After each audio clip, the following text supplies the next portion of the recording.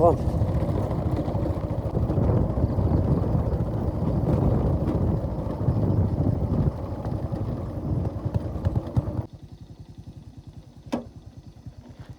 จังได้แค่แน่อยู่บ่อ๋อคนคือไปตำก้อนหินโอ้พอทุกคนแน่บ่โอ้บาดบนมือเพราะว่ามีสินหมูบ่ชิ้นหมูอะมีชิ้นค้างได้บ่เครื่องเพิ่นให้เพิ่นไล่เลยไข่ก็สุกเรียบร้อยเนาะนี่แหละไข่ที่เขาใส่ส่วน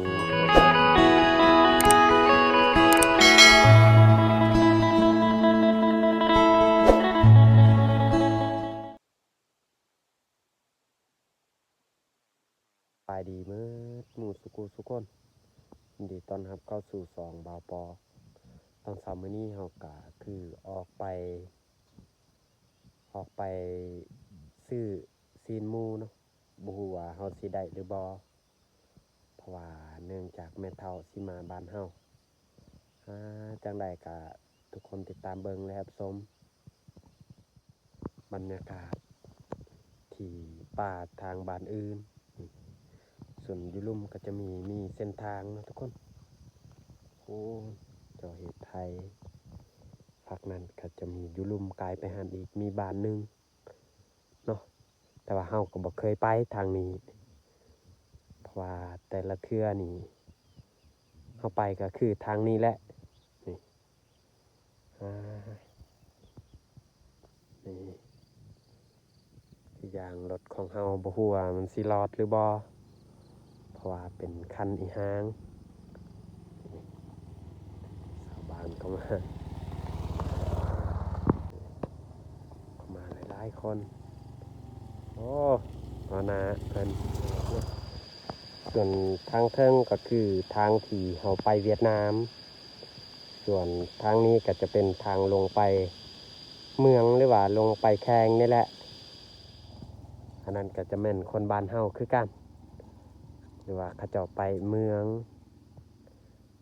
จังได้ก็ห่อออกเดินทางเลย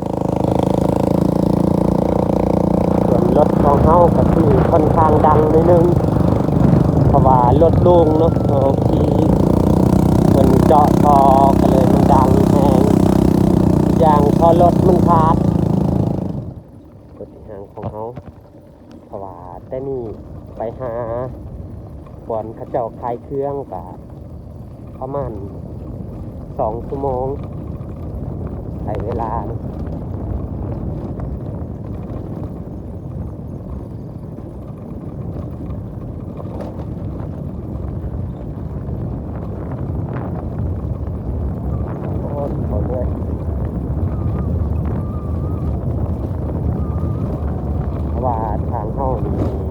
ต้องซื้อแพไปซื้อซีนหมูหรือว่าโลนึง2 โลนี่แหละ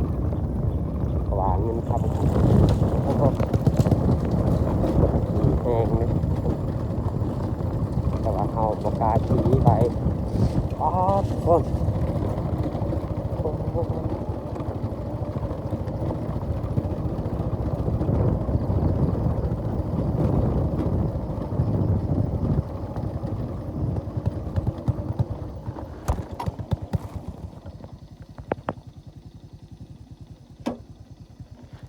จังได้แค่แน่อยู่บ่คนคือไปตำก้อนหินทุกคนมันพารถล้มขวานี่มันเจือกก้อนหินนี่แหละมันเจือกบางทีก็เลยพันล้มพูดเพิ่นจับเบรกแต่พูดมัน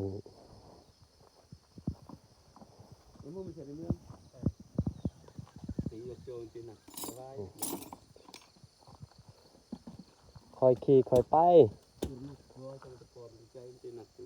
cái gì ta lông tim gặp lực à ของเฮาทอกระคาด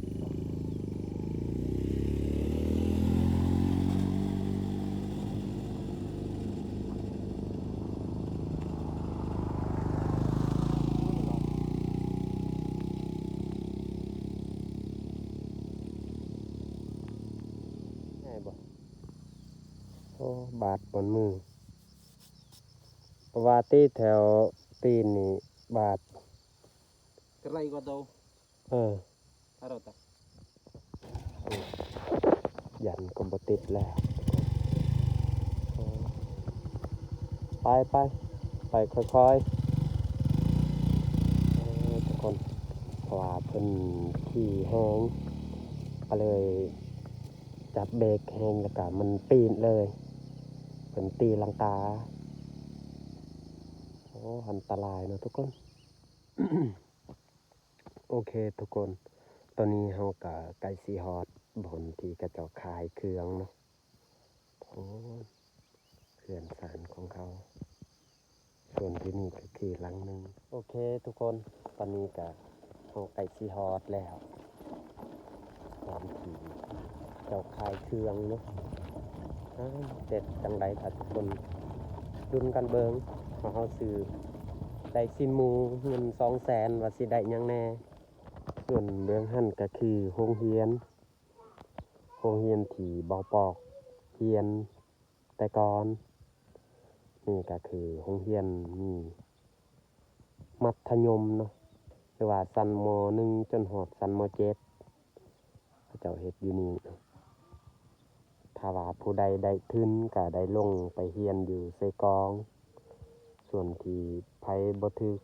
ทุนชนเผ่าก็บ่ได้เรียนเนาะหรือว่าเรียนอยู่นี่ก็ได้จนฮอดจบม.7อยู่ลุมนี่แหละหันเขาเจ้าขายเครื่องกายหลังโรงเรียนไปหนึงก็ฮอดบ่อนเขาเจ้าขายเครื่องเขื่อนสันของเขา lặng đi chẹp đấy นี่เขาไปทำมีซินหมู xin bố á เออ มีxin khá đại bỏ ซินหมูป่าบ่ xin khá đại bỏ โอ้ tuyệt vời เครื่องเพิ่นขายคันว่าบ่มีซินหมูนี่เสียเวลาเขาไปซื่อๆคนเอ้ยเพราะว่าเขาต้องการบ่คันมีซินหมูป่าก็ได้ตายทุกคน เจ้าของห้านว่าบ่มีและซินหมูป่าหรือว่าซินหมูซินอีหยังก็ได้ที่เขาต้องการว่าเบิดแล้วเพิ่นบ่ได้เอามาจากเวียดนามเนาะน้ำตาลเนาะน้ำตาลยังมีบ่น้ำตาล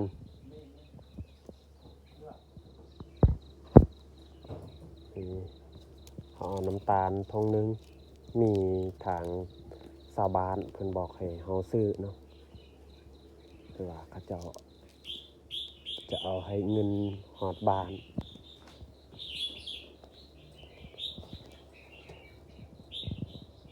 sánh nữa mà hả เครื่องที่เฮาซื้อเบิดให้เพิ่นไล่เลย nhật cái nắp bao sánh ใส่มือ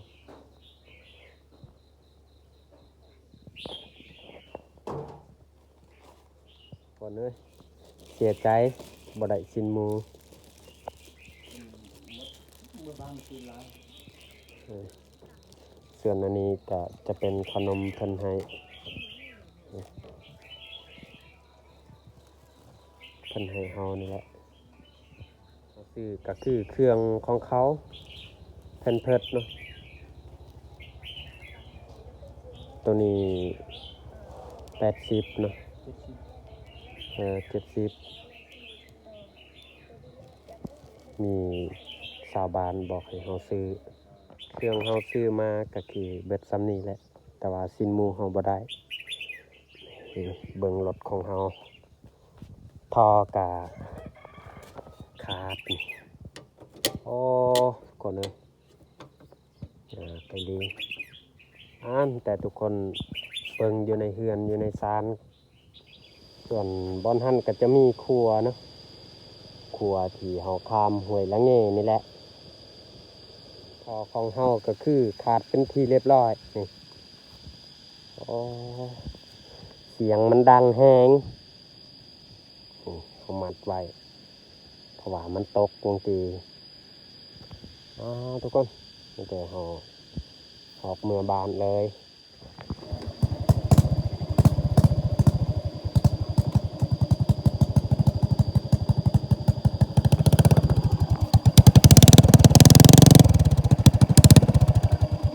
ดังแห้งก้น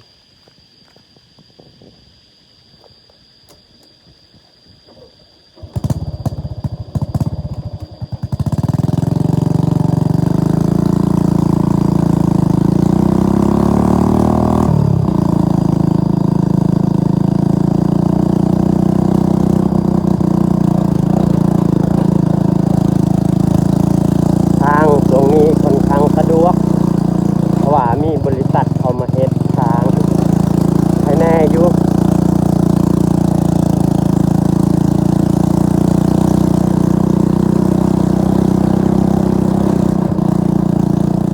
เอาซื้อมาไข่เนาะทึกแค่นี้เอาซื้อซีนหมูแต่ว่าบ่มีเราก็เลยซื้อไข่ไก่นี่แหละหน่วย1 5,000พอดีอยู่นี่40,000 8 หน่วยมีแต่เฮาสิต้มเลยเพราะว่าแม่เฒ่าว่าให้เฮาต้มสุมไฟไปก่อนเฮาจึงค้างหม้อส่วนข้าวนี่เฮานึ่งตอนเช้าเรียบร้อยให้ร้านเช้าล้างเตาเพื่อเขาต้มไข่นี่แหละ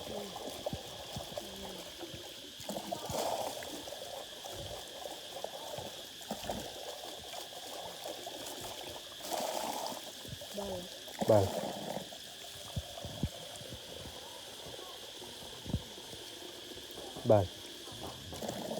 โอเค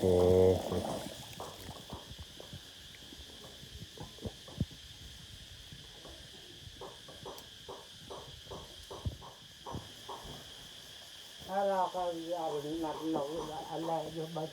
หลังจากนั้นก็ใส่ไข่ลงไปเนาะ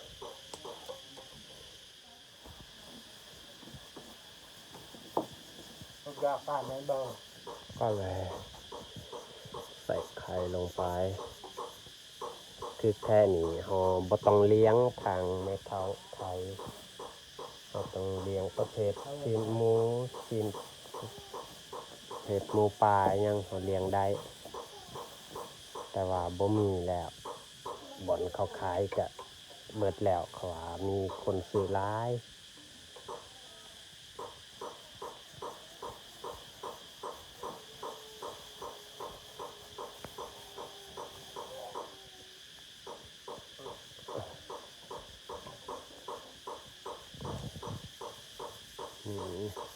แต่เขาสิอัด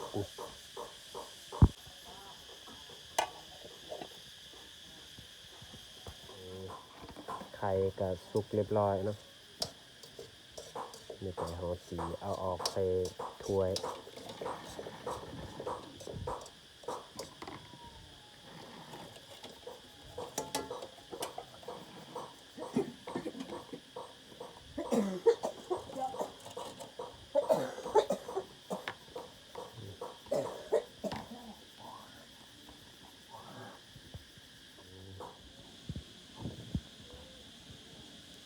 นี่ก็คือเขาต้มผักตอนเราใส่บางทีบดได้ทายเพราะว่าคาตีพระเนาะเพราะว่าสัตว์ป่าเขาก็บ่ได้เนาะทุกคน ที่ว่าซีนหมูเขาก็บ่ได้มีแต่เขาเลี้ยงไข่แล้วก็หน่วยมักอึนี่แหละ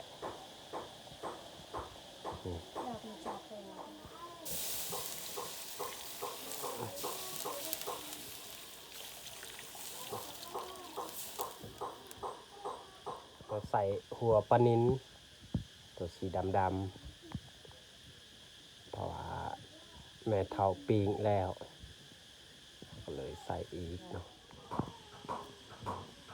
เอาทุกคนไข่มันเน่า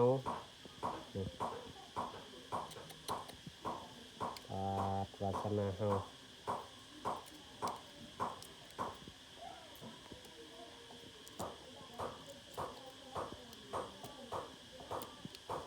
วาสนาสวยนี่ไข่เน่า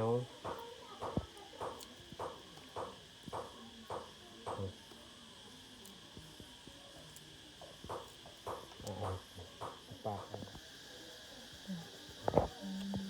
ไปทุกคนไข่เน่าเบิดดอกบาร์กะลองเนาะสุดยอดนี่แหละไข่ที่เขาปอกไว้เพื่อให้เขากินเนาะใส่หมดลงไป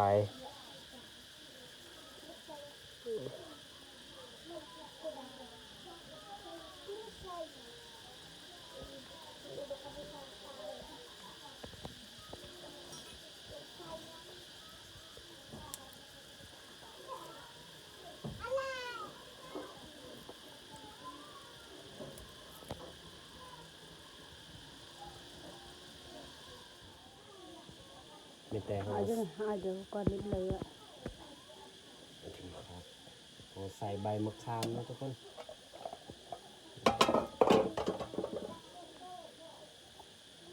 นี่ว่าลายโพดติดตัวตะเวียนแล้ว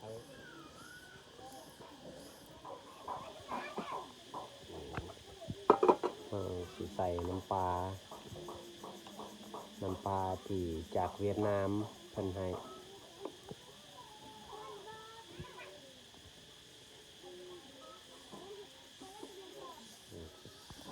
ว่าเปิดไฟบ่ได้มันฮอนลายใส่เกลือเป็นนัว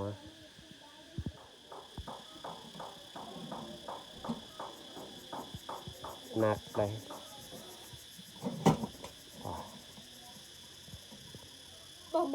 ตักใส่ถ้วยเอาลงที่หม้อเอาลงบนนี้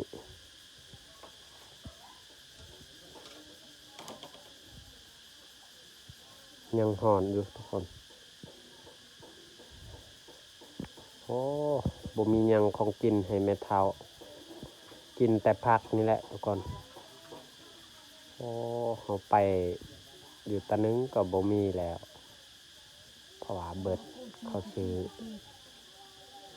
เพราะว่าหลายคนเขามาซื้อเขาเจ้าก็ต้องการซีนคือกัน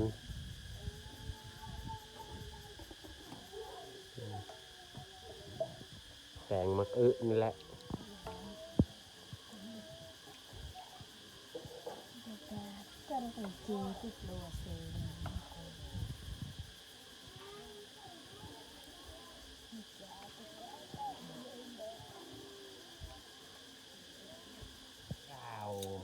Ui, ของตักเมา về. บวงเพราะว่ามีน้องๆนักเรียนเข้ามาหลายคนแต่ว่าเขาก็บ่ฮู้ว่าเข้ามาหลายคนของกินก็เบิดซ้ำนี่แหละทุกคนบ่มีหยังเอาไปทำหาซื้อก็บ่มีแต่แกงมักอึนี่แหละ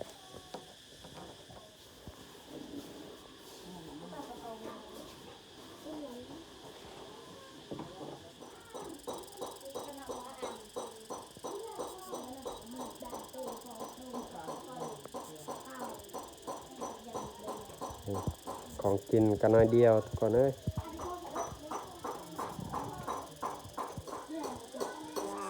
จะให้ยังงานอาเจนจะน่ะ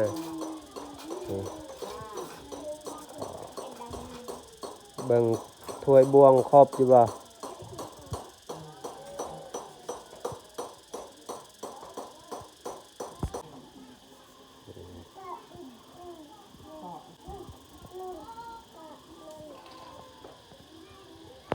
เขามาเฮียน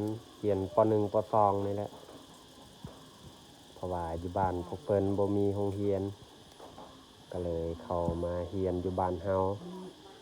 เขาย่างแต่เช้าๆส่วนพวกแม่ของเฮาก็ยังบ่ทันมาจากห้วยเพราะว่าเขาไปนอนห้วยกับบ่าวเปลือกแล้วก็ลูกชายทั้งเมียของเพิ่นแล้วก็แม่ของเฮาส่วนอยู่เฮือนก็ยังพอผู้เดียวแหละเขามาเมื่อวาน